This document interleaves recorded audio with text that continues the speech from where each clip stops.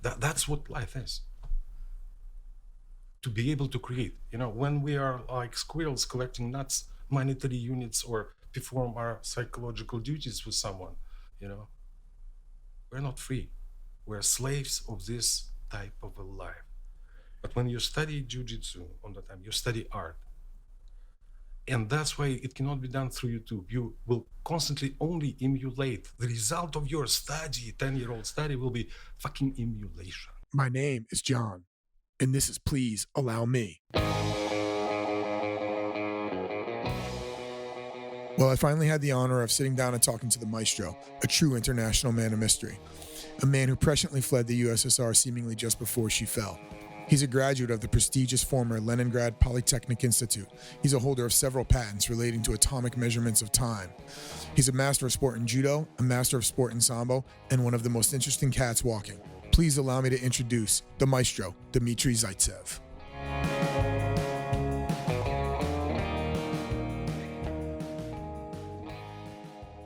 Hello, Maestro. John? Here, I'm fine, thank you. Here we are again. Thanks for bringing these Russian beers. What does that say? Zhiguli. Does it mean something, or is it just a name? Name of town or mountains on Volga River. Ah, it's delicious. It is.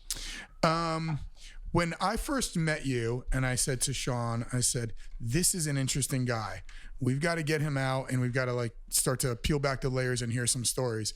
And initially I thought probably we'd be in the back of an empty bar in the middle of a blizzard somewhere over a bottle of vodka telling stories that could never be repeated. But that hasn't happened. And so here we are now tasked with recreating that over some microphones and some Russian beer named after the mountains over the river. Very well.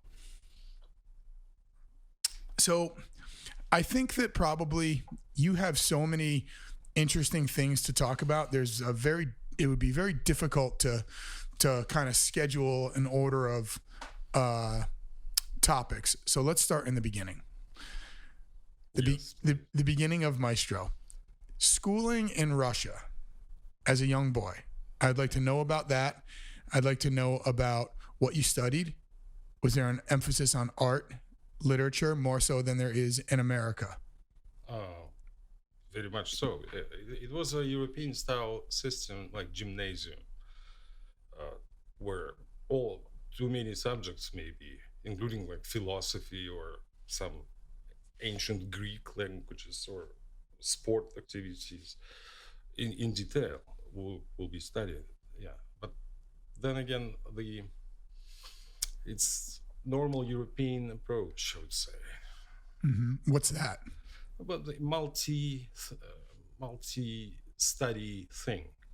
Mm-hmm. in like normal high school or even like normal early grades, people will be studying math in depth, for example, studying languages, studying arts and sports. And how did they go about teaching you guys sports? It wasn't like an American school where you have 30 minutes of recess to hit each other in the face with a red ball. We had like at early age you could pick up, you will be playing hockey, football or whatever. But normally in the school, as a school, you will be put through to try all of them. Mm-hmm. And whichever you like better, you can stay extracurricular. And then they will just look 1,000 kids, pick up like 5, and they will be in special school. They will be staying there, living there, and then become a hockey players, professional. So if they spotted some level of talent or potential in you, they'd take you out and put you into a different school? Kids, yes. In most of the sports, like gymnastics or figure skating or hockey, they will be screening thousands of. And what are those schools? When you go to those schools, is it just all sports all the time and a little bit of academics, or? No academics. That sounds great. Barely reading, but it was like 4 hours of training every day. That sounds awesome. For those kids who decided to. I didn't go to because wrestling type of disciplines didn't have schools like that. Right. Only like. At what age are they plucking these kids out of normal school and bringing them into specialized schools? 7 years old. 7 years old. And the school that they're at, is that Are there private school options in Russia at that time? No. Imagine corporate life, let's say, whatever, big corporation. Imagine the whole country being a corporation.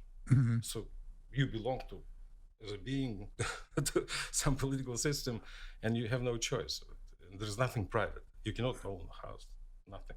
Even a car, it was a rare event that people own their own cars, let's say. And when you were in school, like what years was that? Was that the early 80s, late 70s when you were in grade school? 1970 to 1980. Oh. When you were in school in those years, as the Cold War was reaching its height, in America, it seemed that in popular culture, whether it was like movies or video games, we always made out the USSR to be the bad guy. Did you guys have an experience like that where the Americans were the bad guys? No, we didn't, care too much of Americans. When we never saw them, it was, television was not developed yet. And rarely you will see American tourists walking around, Mm-hmm. And more to it, if you see them, you cannot really talk to them. Otherwise, you will be asked, why? What are you trying to do? So there was no sort of like, for us, it was like the Rambo movies and the Rocky movies. We'd always had some sort of a Cold War enemy. We didn't know that there is a Cold War to begin with. But in our case, when there is a fighting between children, it will be bad guys will be Germans from World War II, Nazis. Uh-huh. And good guys were all us were. Of course they were. Even after 1980 in the Olympics, when you guys lost in the semifinals to the Americans. Did they was that as big of a deal to people? Big of a deal, but people understood that it's a sport. Right. I mean, I was only 5 when it happened here, so I don't remember how big of a deal it could have been for us on the winning side. But when you look back, all the movies and the documentaries, I mean, they sure make it seem like it was the biggest deal of all time in 1980. Yeah, for America, it was. It was not as advertised. People knew that they didn't win, but it wasn't really stressed out that we lost to capitalist France. It was kind of put down. So you go through school in Russia as a kid, and then you have to go to university. When you're done with school in Russia, at what age are you done with your primary education? Here it's late 17, early 18. We start 6, 7. I started at 6, just because I was born in November. And so then, how old are you when you go to your university for the first time? You get to the age of 17, no school. Then you decide what you do. You go to university, you go to kind of Bunker Hill Community College. Or you go to the army. That's it. Army starts at 18. You're not forced to go into the army? It's an option? You are forced. Okay. You cannot not to go to the army. Unless you are studying in the university where you will become an officer when you finish. So everyone has to do a stint in the army? Even doctor, like medical guys, they go to school, they end up as officers with a military profession. How long are you required to serve for? 1 month. Oh, that's not bad. That's nothing. But you're in reserve, But 1 month to become physically officer. Right. So that's like our basic training. Yeah. And then you're always a reservist. So if shit hits the fan, they can call you in to do that. And what did you do after your primary education? Straight to the university. My father was an engineer, like civil engineer. He was building, big prisons. No, he was designing them, and it was kind of not even questions asked. You do what your father did, so we go to the same school. And did you also design prisons? No, I did not. Interesting. I have yet to read the Gulag Archipelago. Have you read that? Don't waste your time. Somehow I knew you were going to say that. So here you are in university in St. Petersburg, and you're studying to be an engineer. Yeah. And then what happens? Do you finish university and the government says you're going to work here for us and you're going to do X, Y, Z? Or are you free to open up the classifieds and get on Craigslist and see what you can do? Now, maybe, yeah. But before it's about a month break, and then you are already enlisted in some company, and you cannot not to arrive at certain day already. So it's not up to you. You're done with the university and they've placed you somewhere. That's right. Unless you're like super bright guy and you have straight A's, then you can decide between that school or that place to work or that place to work. Did you have an option? No.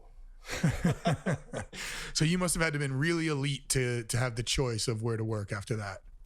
Or to have, well, parents in the right place. What kind of job did you land? Where did they place you? I studied radiophysics. So technically I was a scientist, research fellow, trained in radiophysics and electronics. What does radiophysics mean? Radiophysics is anything dealing with electromagnetic waves, currents, voltages, devices, all of that. Okay. It seems like that's probably used in like everything. Yeah, that's much. And what did you do with it? Radar, Doppler. You can just say I don't want to say it if you don't want to say it. No, I was kind of recruited into company who was doing tanks. Okay. It was fun for half a year, and then it was too inconvenient to get there. It was you have to stay at this job for like 2 years. You cannot leave on your own accord. So even if it's inconvenient to get there. Yeah, deal with it. but the job was super interesting. I liked it, but it was just inconvenient, and I felt that I'm wasting too much time just to getting there. Just getting there. Yeah. And so did you have to stick it out for the 2 years, or did you find a way out? No. 9 months after that, I went to a guy who was like chief engineer in that place, and told him I'm fed up with that. But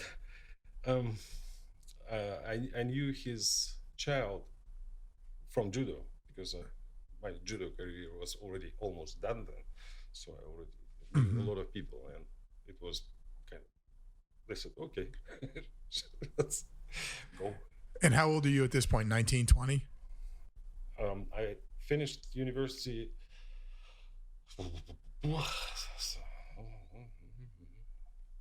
21. 21. Interesting. How old were you when you started judo? 7. 7. And that was something they offered to you in school?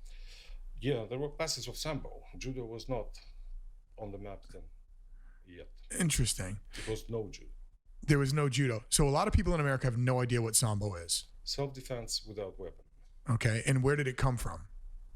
It's a Soviet-made sport.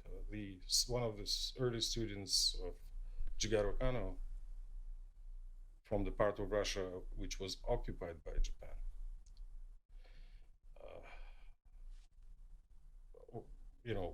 Came back to Russia, was liberated actually, together with the territory. And he started to teach his version of judo. He didn't like judo either. It was 1920s when Aikido guys split up. So it was similar type of a sambo guy. And he started call it self-defense without weapon because it was eclectic sport, like jiu-jitsu would pick up other techniques from other sports and just incorporate them. Mm-hmm. Is that what sambo stands for? That's it. How do you say it in Russian? Sambo. No, I mean the acronym. What do the words stand for? Самооборона без оружия. Oh, lovely. So you start sambo at 7 years old, and then when do you convert to judo, and why? It became 7 years old. I was sent by my father, who was actually a weightlifter, champion of USSR once as well. And he told me, "Oh, you're fighting too much at school. You go fight with those guys." That was my beginning in sambo, And involuntarily. But then I was doing it at 7th, 8th grade. We started to see people who fight barefoot, because in sambo you have shoes like in wrestling. Mm-hmm. And we were laughing, oh, poor guys, they don't even have shoes. I didn't even know that. Were they just doing judo? Judo, yeah. Oh. But then some, political decision was made to compete in Olympics to make a team. And they immediately converted sambo guys to judo without explaining rules, because it looks similar, just different clothes. Was that the first time judo was allowed in the Olympics, or had it existed in the Olympics prior to that? It was first Russian guy who won. It was 1972. He was some guy who studied judo in France, but he lived in Russia. Mm-hmm. He was a diplomat or something, I don't know. And he went to Olympics and won. How did judo get so? Sambo technique. Why did judo get so popular in France? Because, and Germany too, because Jigaro Kano traveled the world. For example, he was a pretty good friend of Hitler. In 1932, he spent 4 years in Berlin University setting up a club and stuff like that. I mean, it seems like it's stuck in a lot of places. It seems like it's stuck in France. It's stuck in Germany. It's stuck in Brazil. It's a cool sport, and it is kind of eclectic, because in the beginning there were like 7 moves, that's all, and they were studies pretty much. Actually, it was jiu-jitsu in the beginning. Mm-hmm. People see no difference, so no difference then, but then it kind of, people understood that the super valuable part in judo, that you can do some technique full force and nobody dies in the end. Before, there was no sports like that. Mm-hmm. So that's why it became interesting. And that's why jiu-jitsu was born. And Greco-Roman wrestling. Because I think a French guy invented Greco-Roman wrestling in like the early 1900s also. They were just doing judo with no gi. Wrestling 1904, first Olympic game. The only team was American. Well, even knew that. If you look at some of the, there's a great clip, and it's like the 1932 NCAA wrestling championship, and it all looks just like jiu-jitsu. The techniques are so similar. It's, butterfly hook sweeps and things like that. It looks a lot like what catch wrestling was without some of the submissions. It was all, sweeping people with kimuras and things like that. But as the sport changed, obviously we got geared more towards, in America, in folk style wrestling, it was more towards taking someone down and keeping them down and, trying to win through control and points. But I find it interesting that they attach the name Greco-Roman to the variety of wrestling that is one of the 2 styles of wrestling in the Olympics, but really it's just judo without a gi. That's right, yeah. But Greco-Roman, I would compare Greco-Roman style to judo. Right. Because of really few techniques. They're super fast, really specifics. But because of the rules, they are very few of them. There are limited, pretty much, comparing to wrestling. Wrestling is sambo. When you say move, like I think a lot of times now, especially in jiu-jitsu, someone will say, okay, here's a move, and it'll be a very basic, like a double wrist lock submission. And we call that like a move or a technique. And then someone does a tiny little variation of that, and then everyone thinks it's a new move or a new technique.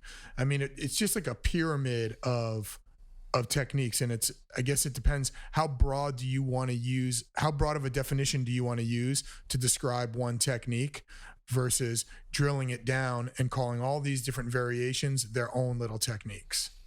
The thing, you should really come back to the nature of the combat situation, because you can call one strike with a palm up, one technique, palm down, the other technique, but technically it's a strike type of a thing. Right. So you should, to classify them in a different groups, give them separate names, it's pointless. In sambo, there are people who counted like 1,500 techniques. But there are really 6 classes.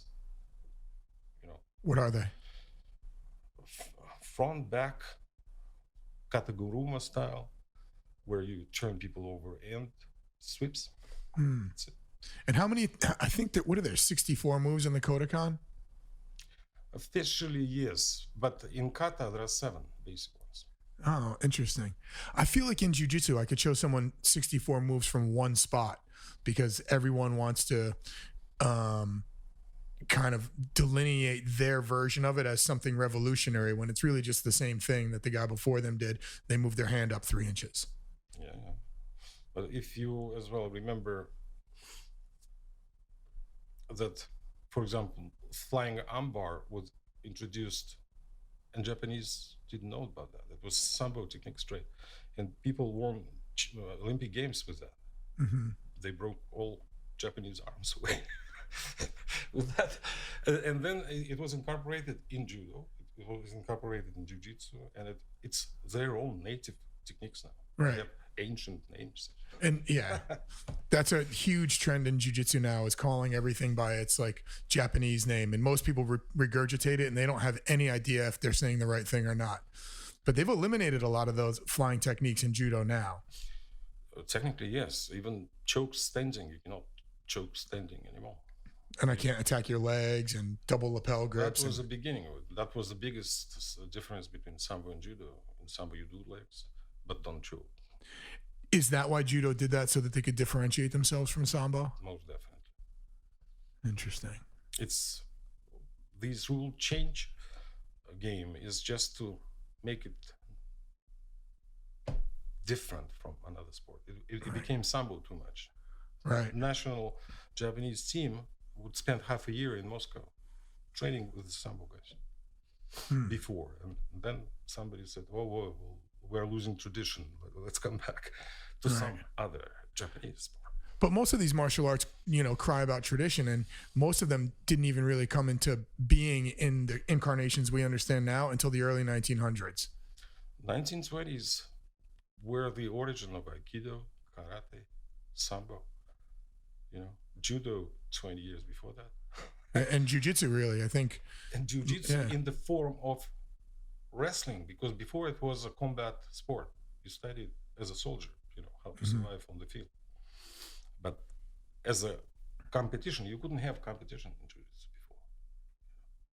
Really, in that ancient version. Right. You just break fingers. Blind stuff. And so they stripped all that away, and then we got judo, and then they eliminated all dangerous techniques and became judo. 7 techniques. That's it. Yeah, and now we have the as I've heard it referred to, the castrated version of jiu-jitsu nowadays is sport jiu-jitsu, and it's so far from a combat sport at this point that it's barely recognizable. As well as MMA, my friend. Yeah. A fight without rules. There are more rules in MMA than anywhere else. If there's a referee there, you're not in a fight. That's right. But you can have a fight within that athletic contest. Yeah. And I think people sometimes they confuse those two things. We're not really in a fight, but we can be fighting for a position, and we can fight for a grip, or we can fight for any of those things, but we're not really in a fight. Castrated version, yes. Castrated version. That's true, yeah. And it's strange to me when I saw the American version of jiu-jitsu.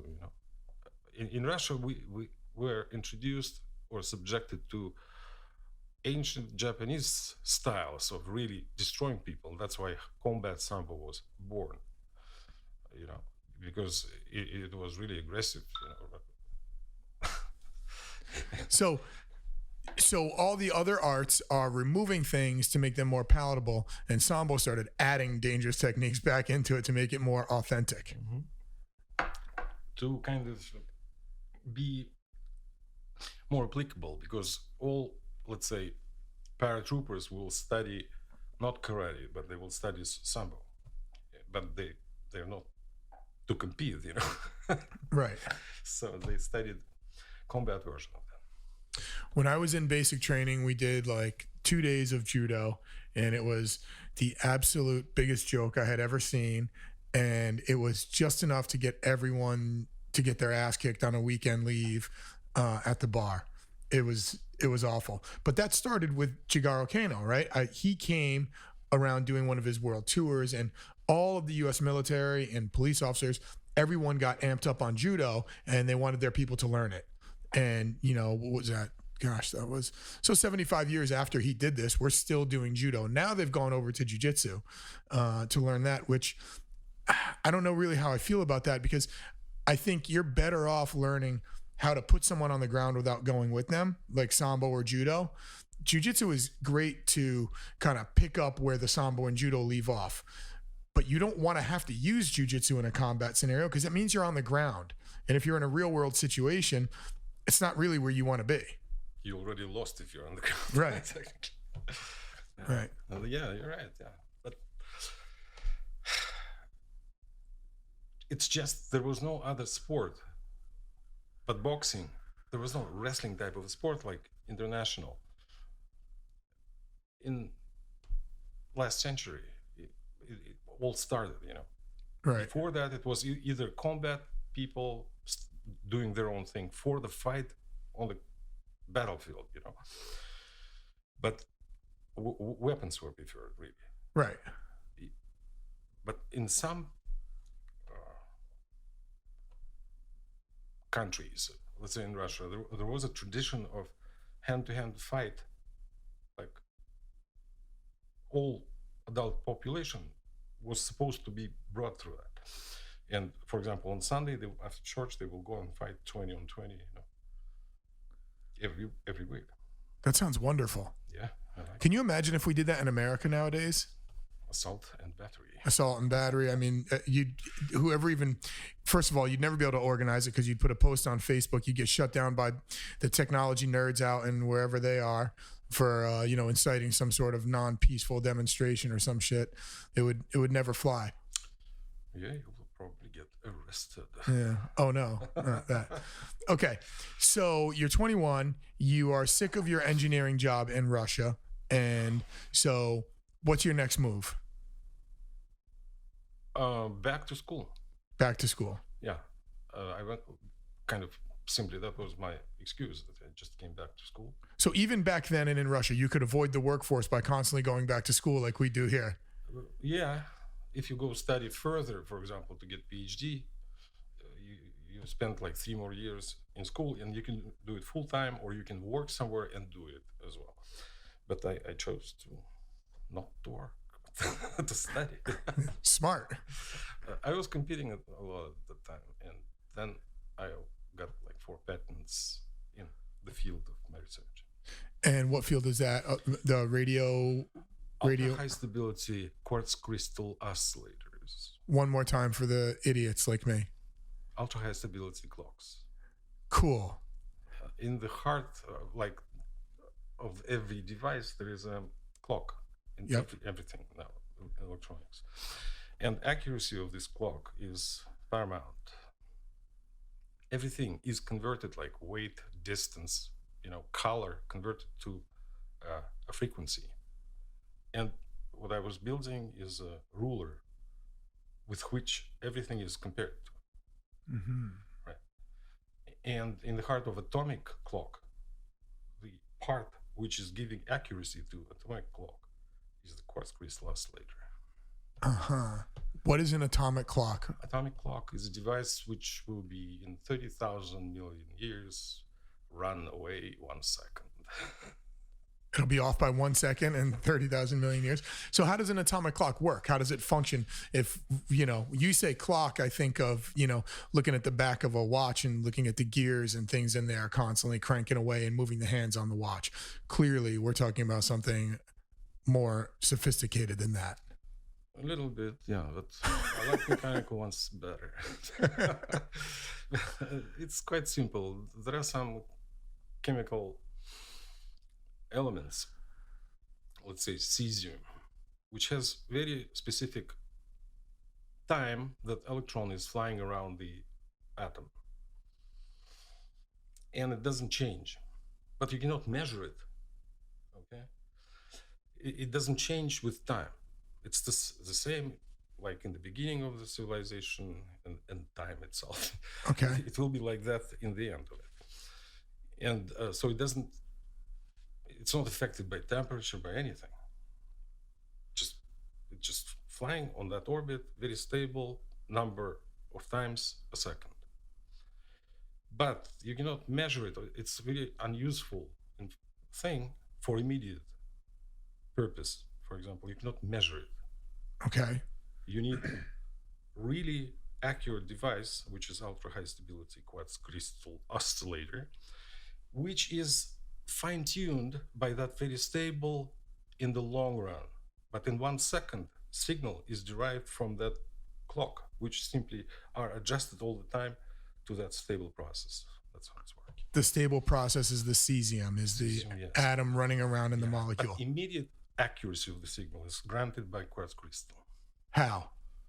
Because it's a very accurately made cut of quartz. How do they interact with each other so that the quartz is... And it's vibrating. It's like very accurate comet tone. All right. But it is aging, and temperature affects it. Vibration, everything affects it. The quartz. Yes.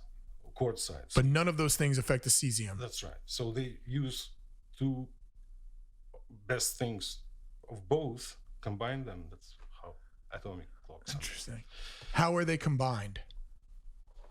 By simply adjusting quartz side with the long-term stability of the cesium.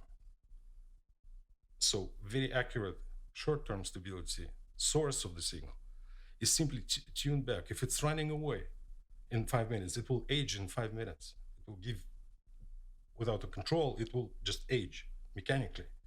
To compensate for that, they use cesium. Interesting. So what role does quartz play when I see like an ad for a watch and it says quartz timepiece? What is the quartz doing in there? It's vibrating. It's just vibrating. So the quartz is like a rock. That's right. And why is it so important? What's different about the way a quartz vibrates than the way shale vibrates?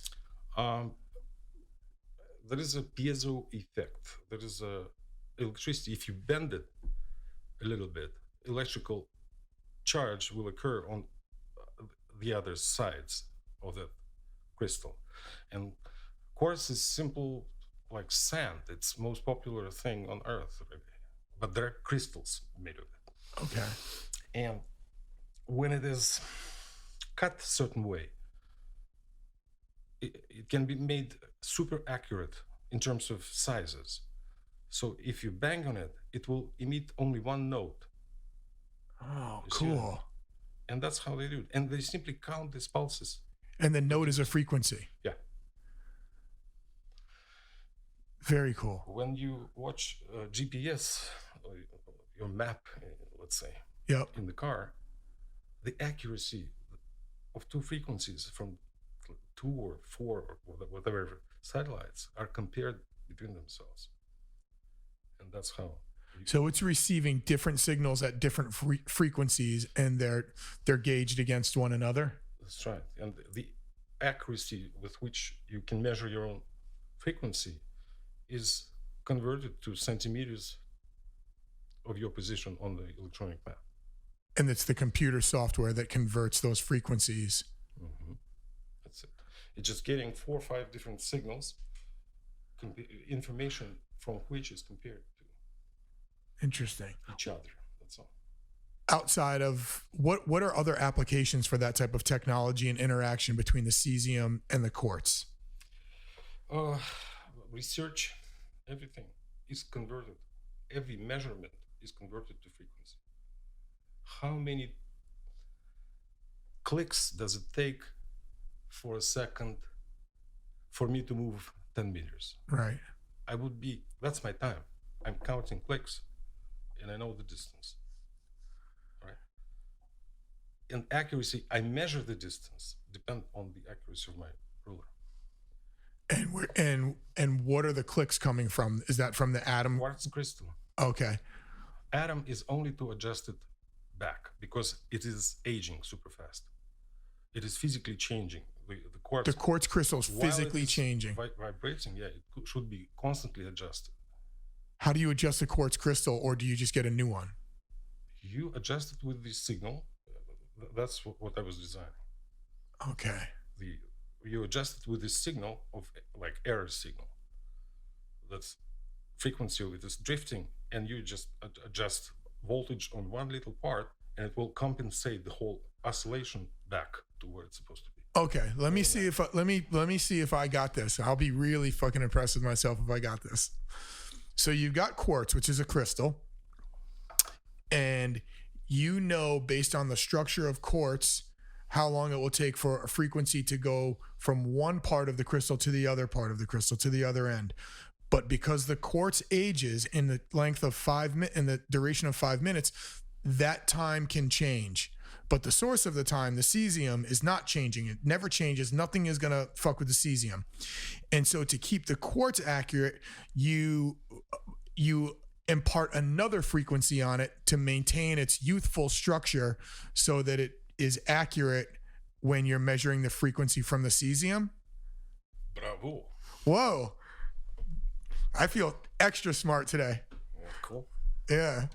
It's not that complicated if you see it in reality. It's just nothing super fancy about it. But accuracy of your quartz, everything depends on that. Uh-huh. In radars, you measure distance to and from. Yes. Position. Everything is converted to frequency. So I got a great question for you that's going to be off topic that no one has ever been able to explain to me before, but we'll save it for a few minutes. So in radar, where is the quartz? Is the quartz at my radar detector, or is my quartz at at some other object? Is it measuring how does that work? I'm not going to keep asking stupid questions. How does that work? Seems the smartest thing. Whistling electromagnetic wave away and waiting for reflection. At all times. Yeah. My body's pumping out electromagnetic waves right now. I feel like mine must pump out more than most people's. That's your quartz. Yeah. Lost, the quartz is strong with this one. No, radar is quite simple. You throw the stone and you hear boom, if you get echo or not. And you need to measure time of a difference, then back and forth, because you know or you think speed of sound, light, speed of electromagnetic wave, which nobody yet measured, but anyway. So that all comes from what we think is the speed of light. That's right. Yeah, there are some experiments, but nobody. Speed of light depends on the medium it is in. In water, it's one. In the glass, it's different. In the air, it's different. In the air, on 10 miles up to the sky, it's a different thing. And is it different near a black hole? There's no such thing, my friend. There's no such thing as a black hole? It's a BS completely. It's a mathematical equation was solved with the two. It could be this or it could be that. So, and one was called white hole, the other was called black hole. Nobody sees them. That seems insensitive in 2021. They do not exist. It's like divide 0 by eternity. How much it will be? Does something exist just not in the popular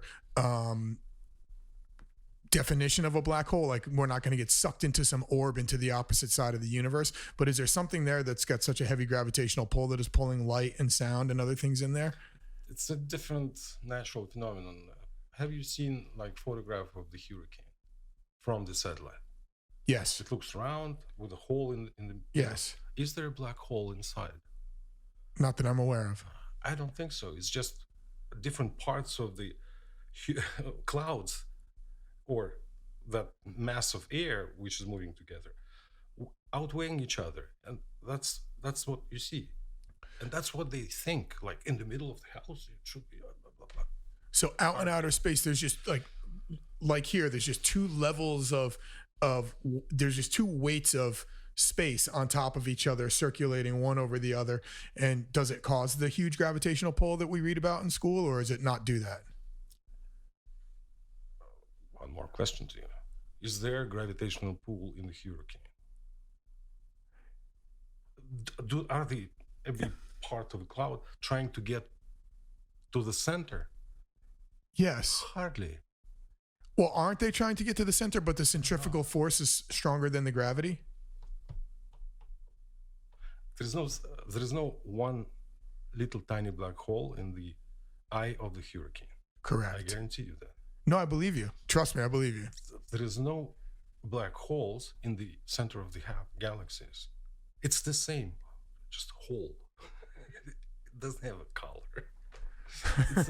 It's eye of I don't see store. color anyway, so it doesn't matter to me. But the hole itself, and I know it's I guess I don't even really know what I thought a black hole was. I thought a black hole was part of like a binary system, and it was like when a star got so big that it collapsed upon itself and it became so dense that it pulled all the light and the other matter around it, and then nothing could orbit around it, and we couldn't see it. We could only judge it through radio frequency. So black hole is a mathematical term. Okay, it's a imaginary thing, but there are objects which are super heavy and they're, super dark. They're invisible in the telescope. Like when stars die, they convert themselves into these big chunky things, which are, flying simply where the star was before. Does that happen? Okay, let me backtrack for a second. This idea of a black hole, which is not technically a black hole, we'll just call it the idea of a black hole. Is that a phase in the life of a star? It is, yeah. Is that phase? Some objects which are also nobody saw, but by simply imagine you have an object like a star, and it's flying not in a perfect circle, but kind of vibrating a little bit. Mm-hmm. You will create a mathematical model that there is a heavy object next to it, and they dance together. You just don't see the second one. Why don't we see the second one? Because of some strange thing. Either it's too small, it's not reflecting in the diapason of what we're looking for. So we don't see it, but can we sense a disruption in the magnetic force of the original object? Not even magnetic force, but we can see physical changes in the trajectory of a otherwise should be flying straight. So we deduce there's a second object, even though we can't necessarily physically prove it. It's a guess. Nobody saw it physically. So this is the point, I think, where I think physics and celestial physics and astronomy gets interesting, because there's a philosophical bent to it. Most definitely, like everything in life. Yeah. Even in this quartz crystals, the accuracy of the oscillators I was building were 1 and minus 12th power in 1 second. That means 0.12 zeros, and it would change 1 to 1 to, that's it. The rest is stable, and it's on 5 megahertz. So only changing in the 12th sign after the 0. When the cesium doesn't change and the quartz is being affected by an external frequency to keep it from getting old, which we got to get some of that on us, something to keep us from getting old. Are there factors that, what's providing the frequency to the quartz to keep it from getting old? What provides that frequency? A special device that you okay. It's a feedback simply, yeah. Oh, it's just so it's a feedback loop. Like it senses it's aging. In your car there is a cruise control. Yeah. It's the same thing. It's an automatic system which is comparing one to another super accurately and not letting your car go faster or slower. That's it. Yeah. But the source of that signal is the cesium. Interesting. For long-term stability. So it will be adjusted constantly, but really, really small steps. It would strike me that it could be valuable for someone to invent something that could actually disrupt the cesium or the frequency that keeps the quartz stable, to fuck with people militaristically or otherwise, or even financially? I'm sure this has got to be. I like financials. Yeah. I'm sure this has to have far-reaching implications that a simple little brain like mine can't even comprehend. This type of technology. I don't think you can change it, because electron is the most stable thing on Earth, in the universe, in the whole universe, from the beginning to the end. They don't begin their life, they don't die. What if an electron meets a black hole? Black hole is imaginary thing. I know. So, but the electron, explain how it's the most stable thing. Nobody knows what it is. It's really, it's a particle and not particle at the same time. It's some disruption of electromagnetic field, which we feel as a particle. And there are theories, like really theories, if you will take one electron and it will move really, really, really fast, it could be that there is one electron in everything. It's just jumping from one point to another. Oh, so there's only one total. There's because not. They are super the same. So electrons are exactly the same. Okay. So in the molecular structure of any one thing, it's only borrowing the electron? Yeah, they're jumping from place to place. They never dissipate. It's like the U.S. banking system. Yeah, that's right. Man, that's crazy. It's been a long time since I took a science class. My mind is blown right now. Yeah, more beer. More beer. So if the electron is fast enough that it's bouncing from substance to substance, it's basically ubiquitous. Very clever. So is there only one electron, or are there so many electrons that we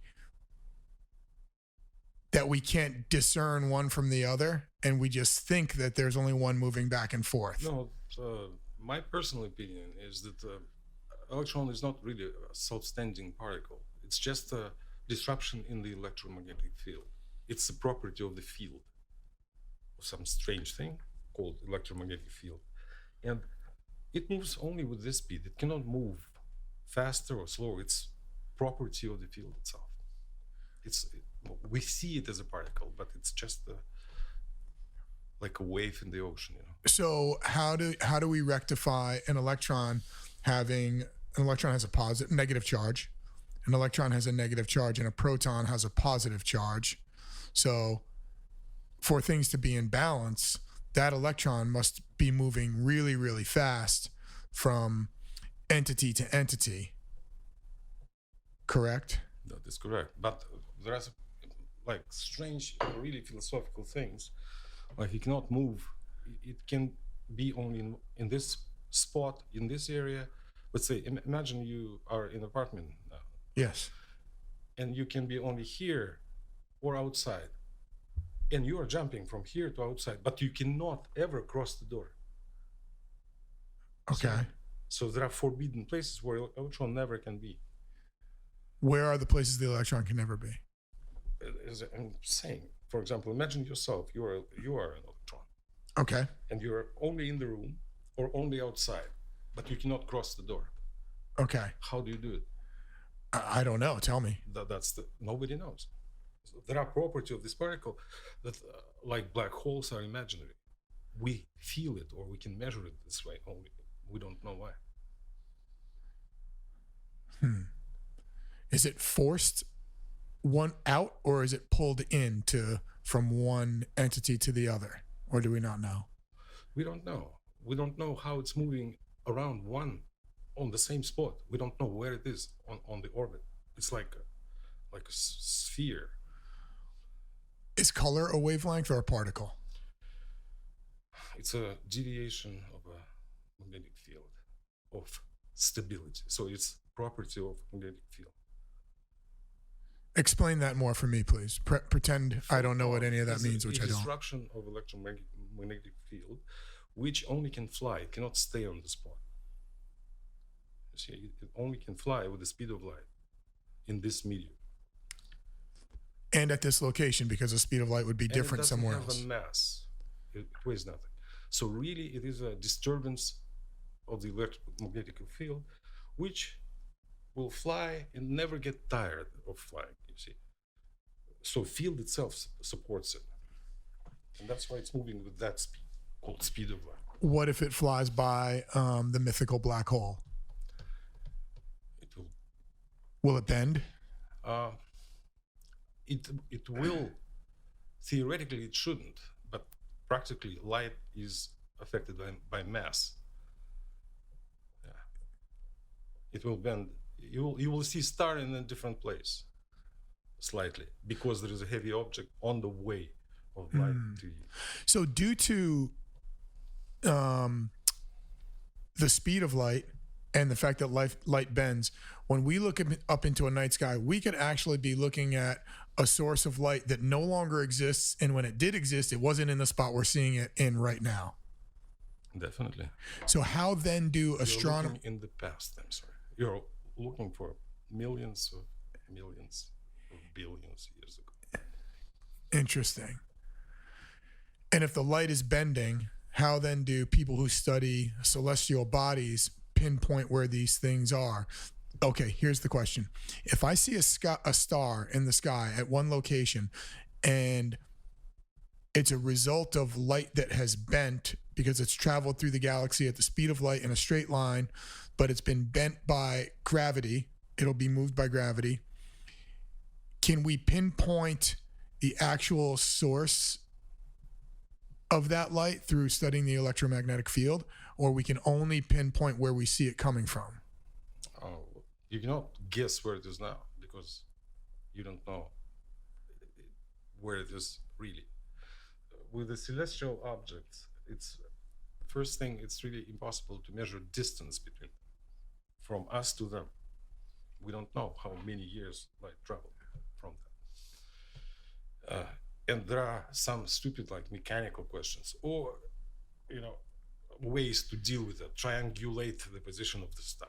Let me ask you a question about that. So we can't accurately determine how far away we are from a celestial body, but what's the mechanism that we attempt to do it? Isn't it the speed of light? We say, oh, we think that light's taking this long to get to us from this location, therefore it must be this far away. But we actually don't know what the speed of light at that point of origin is. That's right, yeah. So it's really just the mathematical things, mathematical attempts to triangulate position of the source, but then we don't know when that light was originated. It just flew to us at this moment when we're looking at it. What are they triangulating?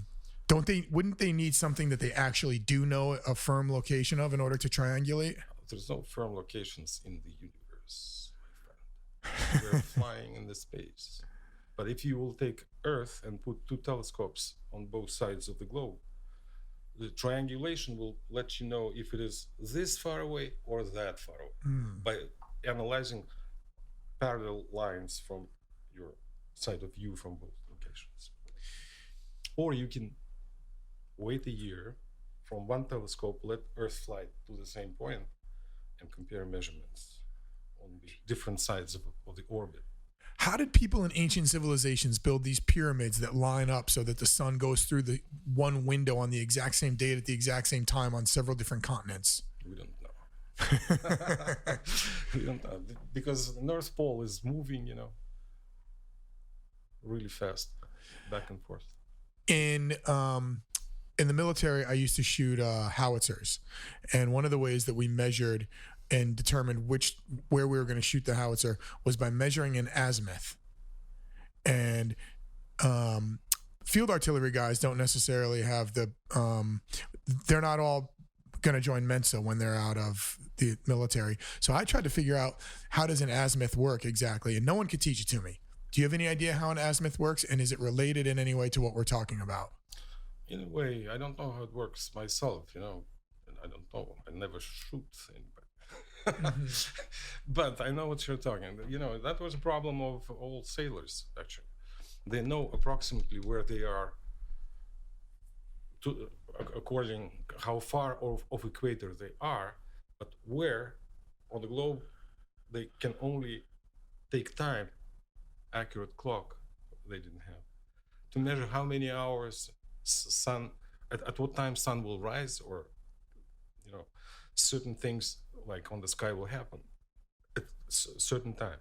And it's like time zones. They will know if it is 15 minutes early, then we're here probably.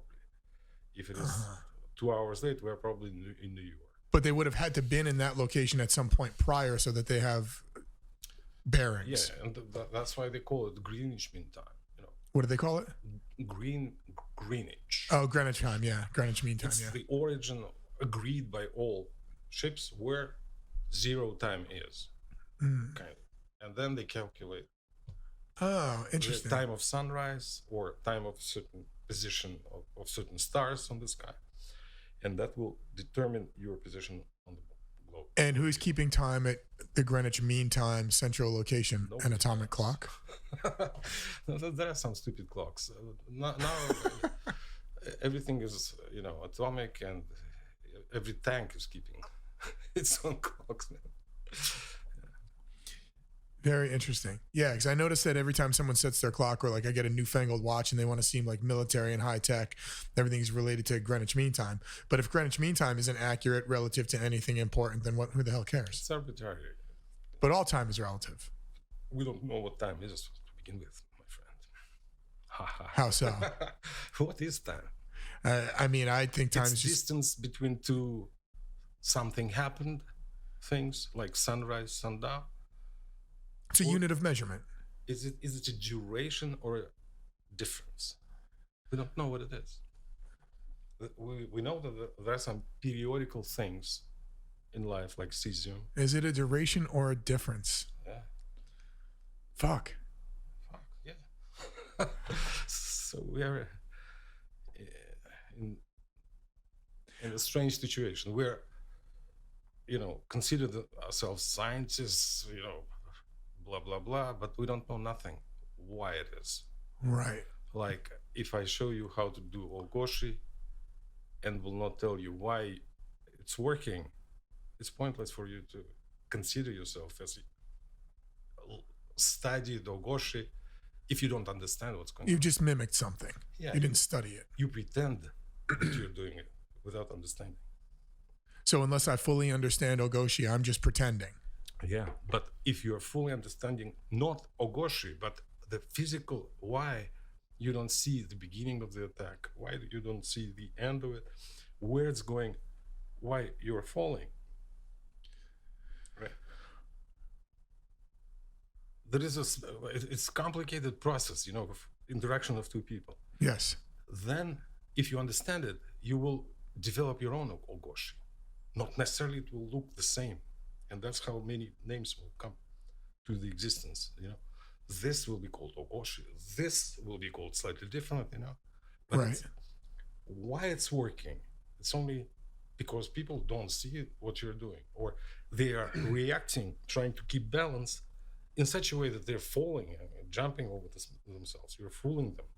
So when I try and teach a technique, I try to think about the things that make this effective, like the core principles or axioms, not necessarily the details or the grips. I can show you how I implement the technique to perform the movements that make it effective.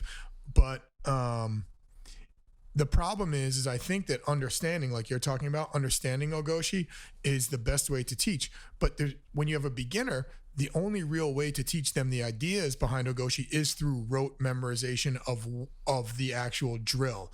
You do this over and over until you understand it, and then once you understand it, you can alter the details. You can alter the the optics of it. Yeah, once you learn walking, and then you walk whichever way you want. Right. But if you're talking about reps, like mindless reps, I will be doing ogoshi 100 million times.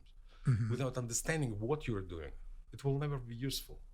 You will learn it perfectly to do in the class, but in the competition, it will be like too visible to the other guy. But how do you learn how to do it in that context without doing it 100 times, drilling it, and then adding resistance? No. It should be conscious. You should, like trying to play violin, it should be conscious decision to emit the sound, to love it, to understand what you're doing. Mm-hmm. Otherwise, it will be you're learning a lick on the bass, Yep. why it is, where it is to play. And then you learn it and you play it like super fast and everything, you know. And then you're on the gig doing the same song, but you know how to when, you know, which note to play with the other guys. You don't know. Right. Unless you practice. So it's like Right. music. You're doing it for somebody. There's no absolute ogoshi hanging in the sky. It's just two guys trying to fool each other. Right. But like the lick on bass, you have to practice it so that you can get the movements and the mechanics down. Yes, but if you're imagine if you're repeating it like mindlessly without understanding what's going on, you're learning the wrong way. You will not be able to change it later on. It will be automatic movement only for that. You see what I mean? I do. It will be really hard for you to modify it to be useful in the piece. Because you've made bad muscle memory. For example, or it's a just different task. If you want to play a piece with other guys, you should be practicing that.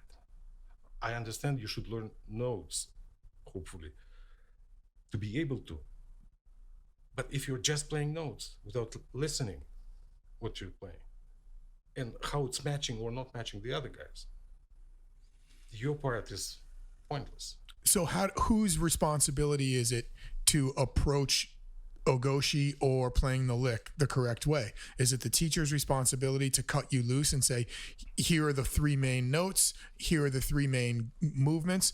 Or is it the teacher's responsibility to say, this is how I do it, this is what's important, do it my way, do it like this, and then the student has to look at it and say, right now I'm doing it the teacher's way until I internalize the things that make this effective, and when that happens, I can alter them. Whose responsibility is it? Students. I agree. Responsibility 100%, because nobody can teach you. You can learn everything. And more to it, you can, like with the ballet or music or jiu-jitsu or judo, whatever you're doing it one time in life, only now in this situation. It'll never be the same again. You cannot repeat it. It will be different time. Right. See what I mean? And this situation of open fight will never repeat exactly themselves. You see what I mean? So technically it should be no ogoshi at all. It should be always reactionary thing to real life performance. But it's impossible to think that fast. You see what I mean? To analyze reality around yourself, for example, music or behavior of another being or even yourself, to be able to create the ogoshi on the spot without learning it before. But isn't it just called ogoshi so that we have a nomenclature for the thing that we're talking about? Isn't that the most basic reason why we're calling it ogoshi? That name is, you know, attached to it specifically only for this purpose. It doesn't mean anything, really. You know? Right. It doesn't have explanation inside of it. Because to learn ogoshi really, I should show you why other guy is falling and why he doesn't see your entrance. These are most important parts of ogoshi. You can be doing it exactly the way it's supposed to be done, but nobody knows how it's supposed to be done in this situation right now in the fight. Right. So it's like theoretical motion of some strange correlated auto short moves, which you learned to the completely automatic. You can do it with your eyes closed, you know, boom, boom, perfect. But then it will not match the reality, and the guy will just let you fly the minute you start doing it. So we teach a white belt class, and in the white belt class, we do, you know, what I've determined to be in jiu-jitsu moves that embody the most important ideas in jiu-jitsu. And we teach them in white belt class, and we do them over and over and over. And after the white belt class, we never teach them like that again. The idea is that I just want to drill in your mind what makes this technique effective. And then when you get to the more advanced classes, you see that it will never be like the way we taught it in the white belt class. But if you understand what makes it effective, you should be able to adapt to that. When you're teaching large groups of people, it's really difficult, I feel like, to understand if someone's physical aptitude and mental aptitude are on the same wavelength, not to make a bad pun, but that's the difficult thing. And some people will physically do something and not mentally understand why they do it. And some people will mentally understand it and not physically be able to do it. And so that's why we do like a lot, well, in my opinion, that's why we do rote drilling early on. And that's why I think that the people who drill early and then get creative generally have the best results in jiu-jitsu. And also the people who compete the most have the best results because the competition will highlight your shortfalls. And as you said, you can't recreate the position ever again. And so the person who is successful in competition clearly understands enough that they can adjust their ogoshi to the greatest number of potential scenarios and make it effective. Like quartz crystal oscillator is being constantly adjusted to cesium. Otherwise, it will just run away. You're right. Yeah, it's interesting. Really clever. The quartz crystal is constantly being adjusted, and through competition, your jiu-jitsu is constantly being adjusted. Do you think that what kind of a role do you think judo and sambo competition played in your development? Do you feel like you would have progressed as quickly or as deeply if you hadn't competed? Detrimental role. Yeah. Competition kind of brings you back to reality because whatever you do in class is safe. Nobody will, you will not lose. Right. You can say, I lost you for a reason. You can tell your girlfriend you kicked everybody's ass and she'll never know the difference. That's right. But competition is it's actually what judo is or jiu-jitsu.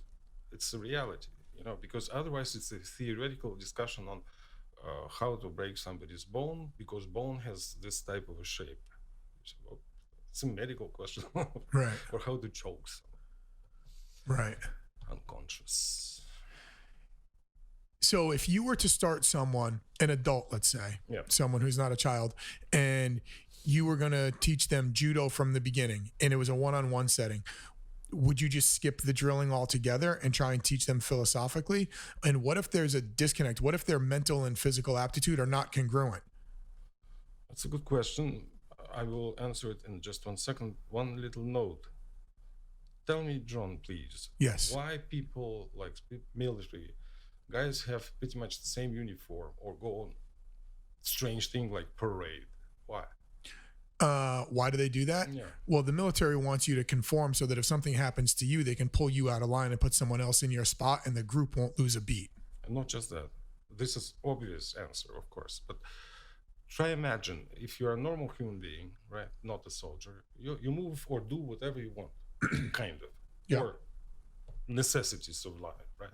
But if you're a soldier, your state of mind is different. You cannot think for yourself anymore. Right? Once you put your uniform on, you're a soldier. That's it. And that changes your way of thinking. Okay. I see where you're going. That's why you're doing drills. I see where you're going with this. But the higher level soldier you become, the fewer of those constraints you have on your movements. Like the Delta Force guys, like they're not marching at, and saluting everyone and wearing rank on their sleeve, and they're breaking lots of traditional rules that maybe, a regular soldier might have to adhere to. So the higher the level, the less constrained they are. But for that level, they already learned how to be disciplined, how to not be afraid to die or whatever. So are they high level because someone saw potential in them and said, look, I know you can operate without the constraints that some smaller minded people can't? Or is it the other way around? I hope it's the other way around. I hope. Because if you are training someone to the complete obedience, and then tell them you're free, hoping they will be doing the way you told them to do, right? Or if they're thinking, Or were they spotted early on, like a 7-year-old in the Russian school who's really good at gymnastics? Kind of, yeah. That's it. I don't know the answer because I was not in that position to be plucked out into Delta Force, sadly, when I was doing my short little stint. You have your own place in life. Yes. Bringing up those yeah. Thank you. But so what do you do, as I said? Mm-hmm. So, and that's why drilling is so important. It shows people that They should forget once they are in your gym, they're free from outside world. Right. And there are certain rules, certain behaviors. People smell this way. They do this, things between themselves, and it's not shameful to touch someone. You can choke the punch. Right. Right. So they're learning how to behave in the gym. And that's why all these exercises are important. More to it, they're learning that they have muscles they never thought they have before. Right. You see them. And another important thing, this is modifying their behavior. They think differently now. Right. This is those parades for military guys. That's what you're doing. But it is necessary thing to change your way of thinking. I see what you mean by changing your way of thinking, because I see some people that come in the gym, and some of the people that are the hardest people to teach are the ones that won't change their way of thinking. Like, for lack of a better analogy for me, they remain too civilized. They bring like an office demeanor into the gym, and it's like, you got to relax a little bit. Like, there's no boss going to yell at you here. We're doing something a little bit more primal. And those people are the hardest ones to teach, not because they're unathletic or not because they're unintelligent, but because they're unwilling to let go of like the framework they operate in outside the gym. And the opposite can be true also. It was probably true of me when I was younger. Bring the street to the classroom. Yes. Or bring the gym to the boardroom or whatever. Yeah. So the whole thing, when you study or trying to teach someone, first the energy comes from the student. You cannot force them. You can. They will not learn much. So energy is most important. That's interest. That's the respect. That's all of that good things which people are learning. And without the proper change of mind, without proper demeanor, it's like useless exercise. It's just selfies only. That's all. You see what I mean? But if you want to learn, let's say, something, you should understand it and not try to emulate somebody else's move, but create your own, which is perfect for this situation. And only you, from your point of view, can do it. And that's why competitions are important. You said it can be a useless exercise, but I guess an exercise is only useless if it doesn't map to what the intention of the exerciser is. Of course, yeah. So some guy comes in and he just wants to break a sweat and he doesn't care about really getting good or anything like that or winning a competition. It might not be useless, but someone who really wants to progress, like, the obligation is on the student to I feel like the drilling gives people a scaffolding to build off of. Exactly right. But the wrong side or paradox of that if you drill them too much without explaining them what they're doing, why it is important, they will learn how not to think, and they will try follow some strange rules. Oh, never give your back to the opponent because he will choke you up. It's not true. If you get my back, I will fucking kill you, my friend. I know the sambo moves. I will break your legs right there. It's a dangerous situation to keep legs across somebody's. Before you choke me, you will lose them straight up. Well, there's a difference between rules and guides, I think. Yes, but you know what I mean. And another interesting paradox: if you are repping something too many times without understanding, you're learning only this move, and it becomes automatic. It's like it's impossible to teach a wrestler guy to become a judo guy or a sambo guy. It's a different angle of attack, different point of view, different everything. You need to forget your wrestling before I can teach you. We're completely relaxed. And to me, if a guy like musician comes to me, oh, I never was in the fight, and he's a fat guy, he's dumb. He comes to me, oh, can you show me something to feel safe on the street? Once I explain to him what is going on, what the fight is, what's the philosophy, what's the complicated world it is, and it's expressed in a simple move like that, you see, they're fascinated. You know, I got a couple of students like that. They're musicians and they are excited about the complexity. They know complexity of music. They're professional musicians. And they realize, wow, it's not simply who is stronger, who is Right. what. It's just that ability. And that's where art is coming from. Ability to feel or predict or create the situation where you're home. And the other guy is just prey. I think I agree with you for the most part, but I also understand that the counter argument would be the person who suffers from the tyranny of choice. You'd rather program that person to say, I have these 4 options in this situation, boom, boom, boom. And you go down your list of options until one of them is effective. Kind of like the musician that doesn't have soul maybe knows his scales really well. And if someone hits a different note or whatever, he can shift his scale. He maybe doesn't feel it or understand what's going on, but he knows, okay, that note was off and we're going to shift to this key or something analogous to that I don't understand for where music is concerned. But that would be the counter argument, that people suffer from the tyranny of choice, even when they understand why they're doing something. Most definitely, you're right. Yeah, but then it is not a music. If you have mechanical device which is creating right correction immediately if something goes wrong, musician is different. And that's the difference. It exists in judo and sambo, and that's what make people do it all their lives. You see what I mean? It's super interesting. It's a different world. So that begs the question, what is music and what's a musician?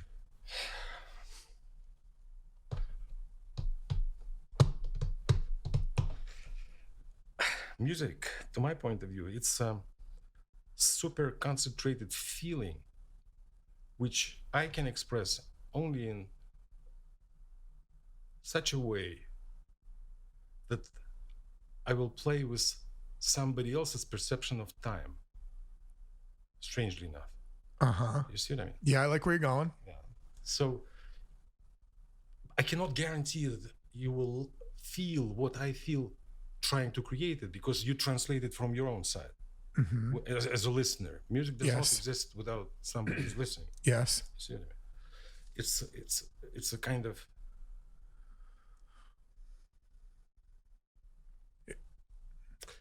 flow of information one way, and only recipient can get it. Right. And every recipient gets it differently. Exactly. And I cannot guarantee that everybody will like it or be affected by it or understand what I wanted to express, anger, whatever feeling I wanted to. Right. Or even philosophical idea or something like that. But interesting thing to it, that you can learn every scale and not to be a musician. You see, because your task is different. Your task is to pretend you're playing it. Oh, you even catching the right note or everything. But it's kind of imitation. No information from you is coming to the other guy. Right. It's someone else's information and you're just you're disseminating it. You're just a player, like yeah. In jiu-jitsu, I say you're just a cheap imitation of someone else. You're doing what someone else did not as well as them. But when you are free in jiu-jitsu, right? Nobody can fuck with you. You are free. You will never get to the point that you need to get out of something. So what's the thing that stops people from being free in jiu-jitsu, judo, sambo, or music? Reps. And lack of understanding of the process and complete disrespect to complexity. What about the lack of confidence of being wrong? If they adhere to a system, they can blame the system. Exactly right. Another thing, there is a master of whatever sport, who is, a student should completely obey, forget about all his experience. You see what I mean? Right. And just be copy of master. Then maybe in 30 years, when master dies, he will become a master. Right. It's bullshit completely. We don't live that long. Right. You see, but if you understand, as a scientist, I'm telling you, if you understand something, you can create using your understanding of this strain. You didn't create the nature. You understood that if this is this, that should be here at this time. You see what I mean? And you can create a device which, if this is happening, it will change behavior of doing something else or of the Right. other object, Right. or like a display or whatever, TV. But musician and time, look, when you hear a tune, if it's familiar to a tune, right, you kind of know the end of it already. You know, it's just, I don't need to continue. You know Right. what's next. Dun, dun, dun, dun. You immediately understand, you know, how it's going and what it's a cool feeling. Right. You know, you're free. You don't need to analyze it. You see what I mean? But it's only sequence of notes, right? But when somebody breathes a life into it, it is so informative that you lock on it, and you hang your perception of time on the music. You see what I mean? Right. That's why it so impresses people of different nationalities. It's like language where you unknown to your language and you suddenly understand it. So it's like the signal that someone sends, whether it's teaching a martial art or playing a song or whatever, is always going to be colored by the experiences and personality of the recipient. Most definitely, yeah. And it should be colored because Yes. whole point of a student to create his own style, his own jiu-jitsu. He is the origin of that future jiu-jitsu. Right. You see what I mean? And only can be done with the feedback. How do you reconcile that with a student who wants to create his own future of jiu-jitsu, but he's like doesn't understand the core concepts and breaks what we would consider to be the core rules? Is he just wrong? Do you correct that through repetition, or do you just say he's gonna have to self-correct after so many repetitions of getting his ass kicked? It depends. I met, thousands of guys during my practice of sambo and judo. And I remember about 10 like real geniuses. They were like normal people, but on the tatami, they were doing things like you cannot imagine. It's like magic. They were going through other people. You don't see how, you know? Physical geniuses or intellectual geniuses? Somehow it clicked. They couldn't explain themselves what they're doing, but it was like dance, complicated, really colorful, interesting, strange music. Right. Ba-bam. And the end of it, 2 seconds fight. That's part of the scourge of jiu-jitsu right now, is that person you're talking about, the genius on the mat who's intellectually and physically clicking on all cylinders and they're doing their own thing. People try and emulate that guy now. And now you're just like, you're trying to, and I always refer to it as like, you're trying to paint the Mona Lisa, but using paint by numbers. You're trying to recreate that using paint by numbers, and it's always going to be awful instead of painting your own work of art. And that's reps for you without understanding, because people cannot get out of this frame of work. So it's not the reps, it's the reps without understanding. Yes, exactly. Okay. Exactly right. When you're understanding, you're creating it right now. You're not trying to emulate how the other guy did it. You're trying to understand the move, right here, right now.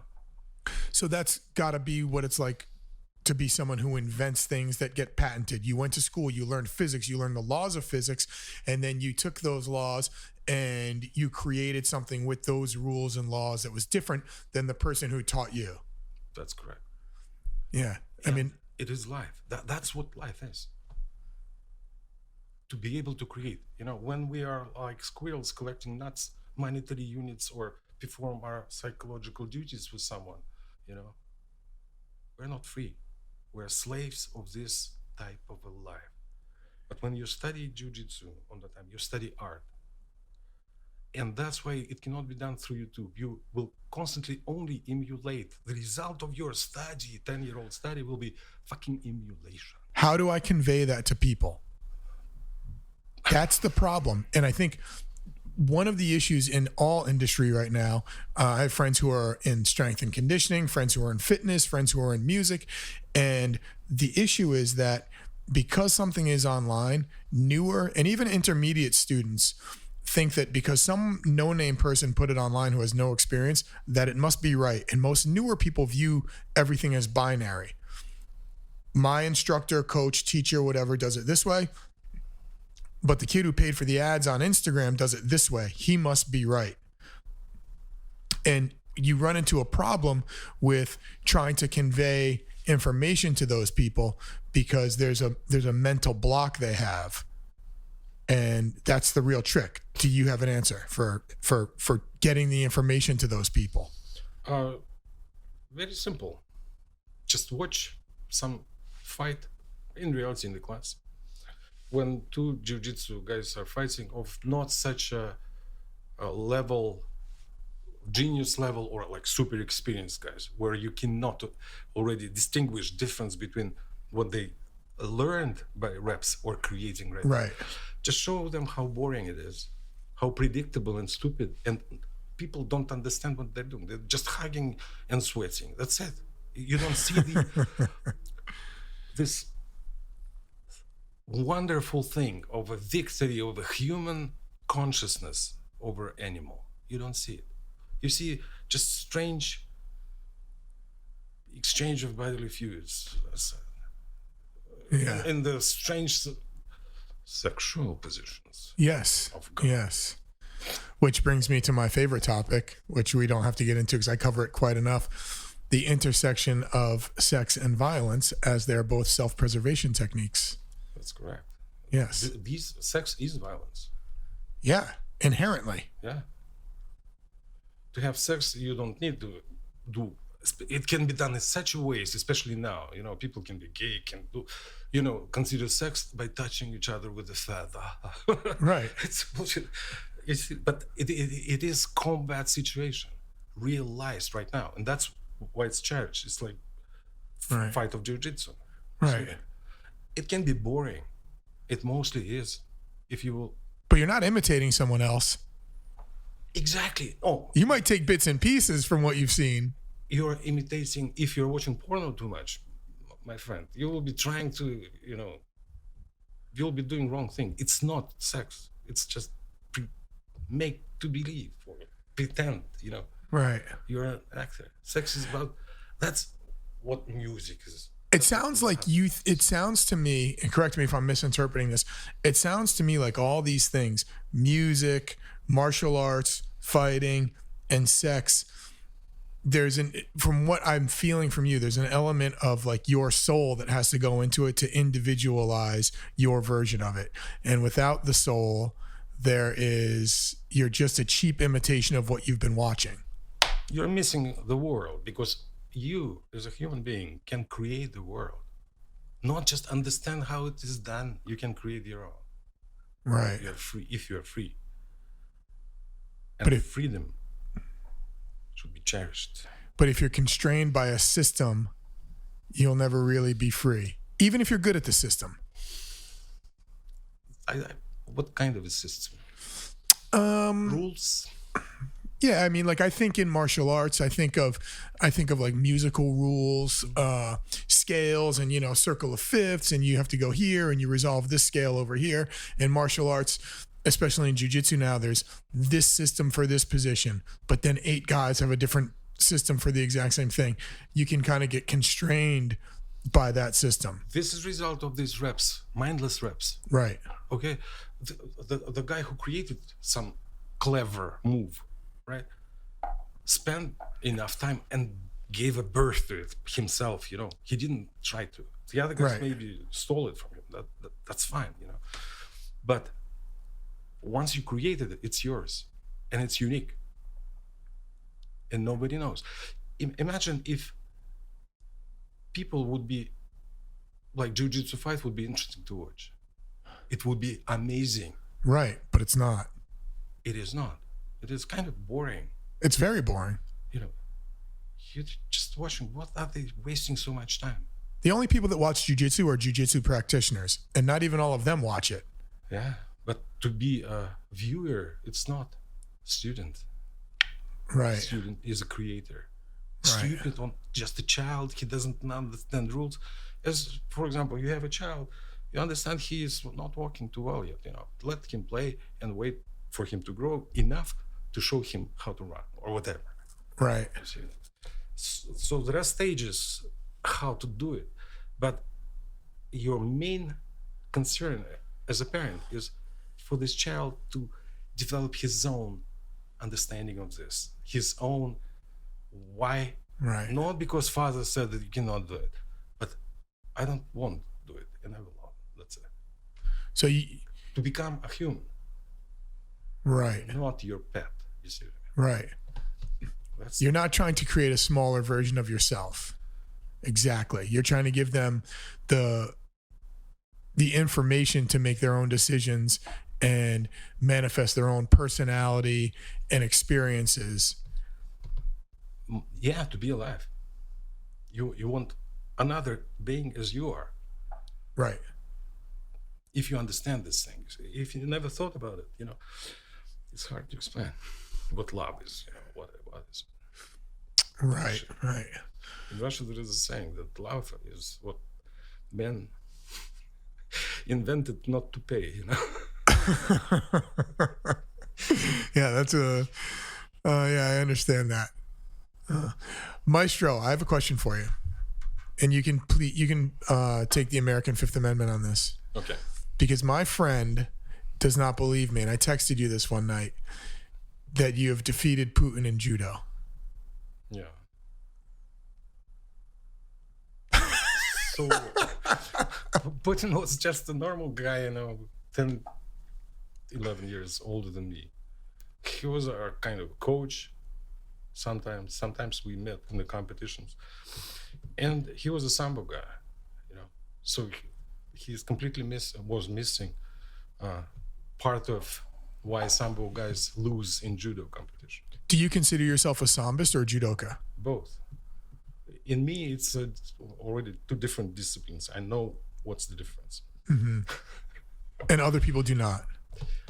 They don't know. Yeah, they think, well, it's a different rule. It's a different approach. It's a different type of fencing. You can fence with this sword, heavy metal object, or with rapier, right?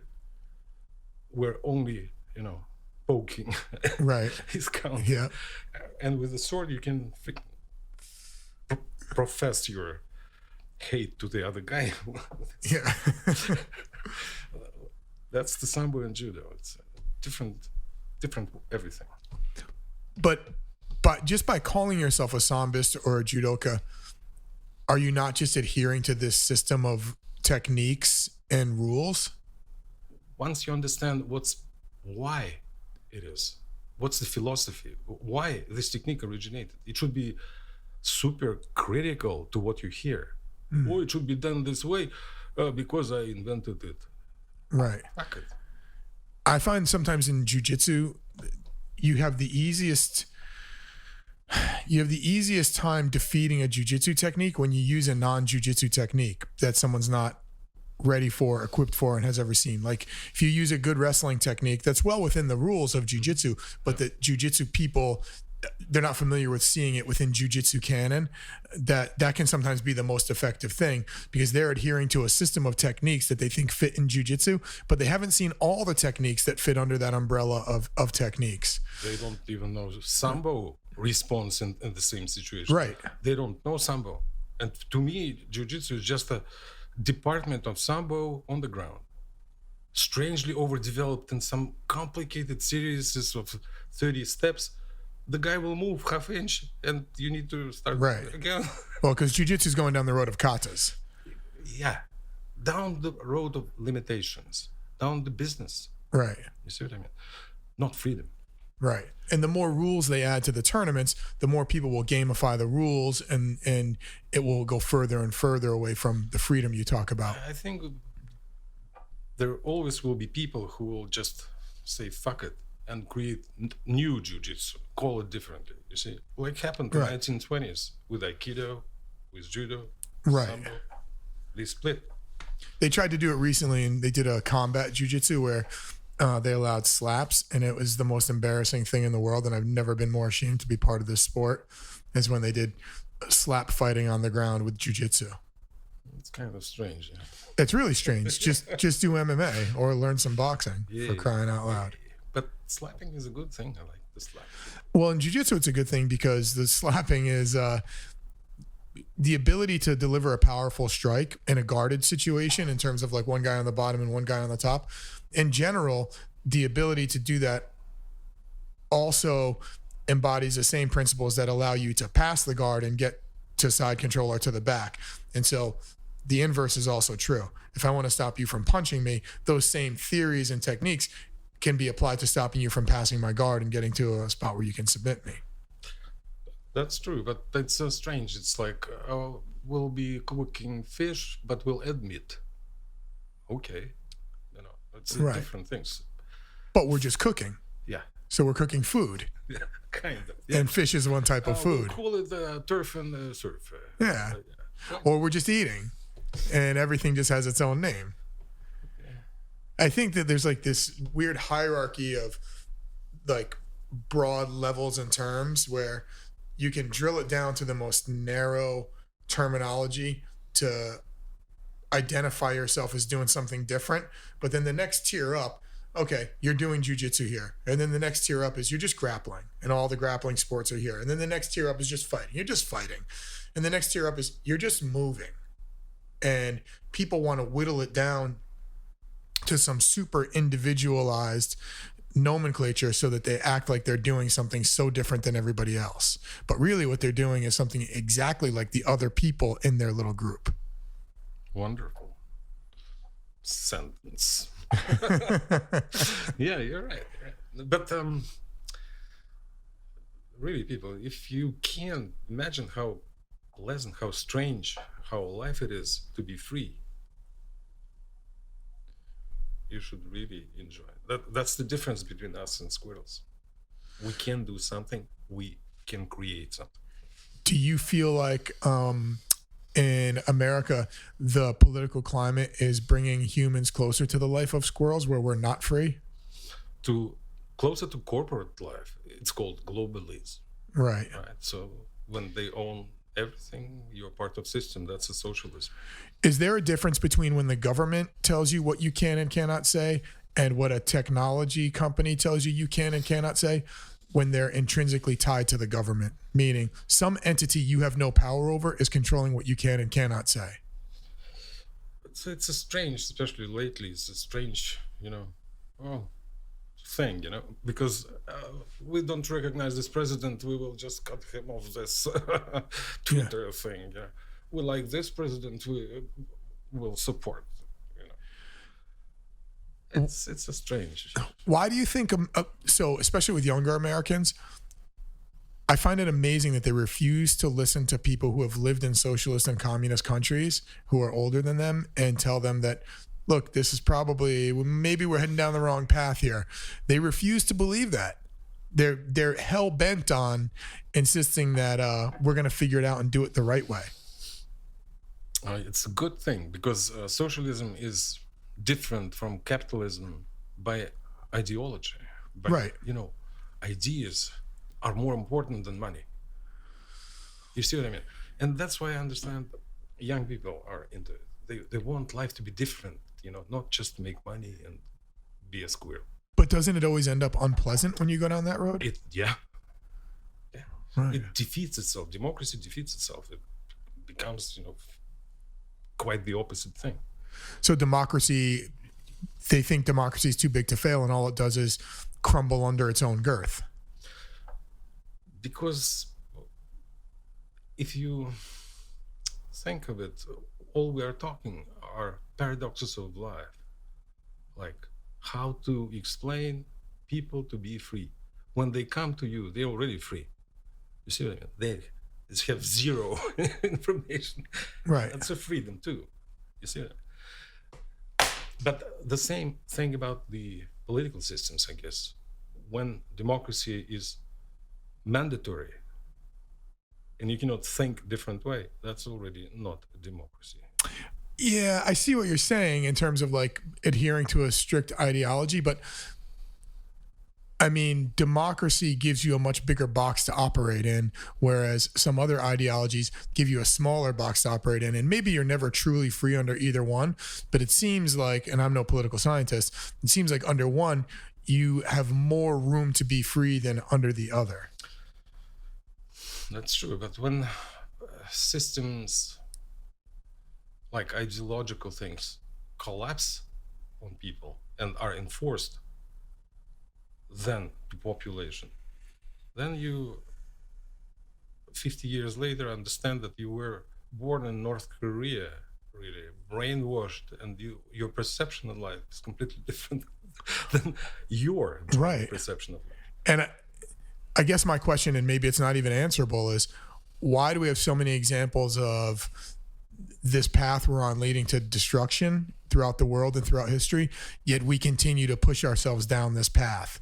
Is it because the people who are signing the laws are just so like unconsciously power hungry that they are creating a situation where they can gain power and hold it for as long as possible? And are they like power drunk on getting people canceled off social networks and social media and stuff like that? I don't know what the answer is, but I think it's kind of fucking scary. I've been there, my friend. I've been born. That's why I'm asking you. Yeah. It is strange. To me, it's strange that so much effort put into trying to copy USSR. Before you know it, we'll have kids. They'll get to go to school at 7. If they're a good athlete, they'll get plucked out, brought to a nicer school. If not, they'll just move on. And after high school, they can either go to university or go into the army, and the government will place them in a job. There is a 7-Eleven option, of course. Yeah. Maestro, that is almost 2 hours. Thank you very much for coming and chatting. Thank you. I appreciate it, and I learned a ton about quartz and cesium. I'm going to continue to learn. Ultra high stability. Ultra high stability. Yeah. Excellent. Thanks, Maestro. Thank you. Thanks to the Maestro for taking some time to do this. If you want to contact the Maestro, don't. He'll contact you. Until next time, make sure you hit the subscribe button, do some push-ups, and crush some tequila. In the immortal words of Arnie Grape, thank you and goodbye.